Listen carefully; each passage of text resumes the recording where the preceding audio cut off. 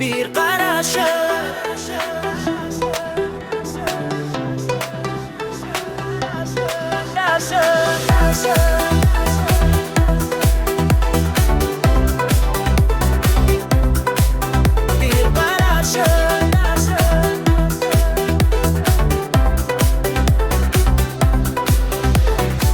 Bir qarashing yuragimni oldi, hayotimga yangi nur soldi.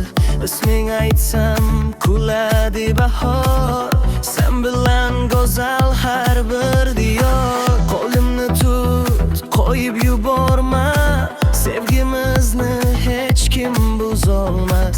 Yulduzlar ham bizni kuzatar, baxtimizni osmon yozadi. Bir qarashda oshiq bo'ldim, sening bilan baxtni topdim.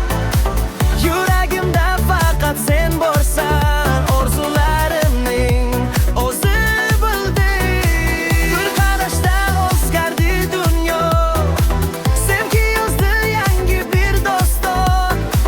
Sen va men bitta taqdirimiz, abadiy birga qolamiz.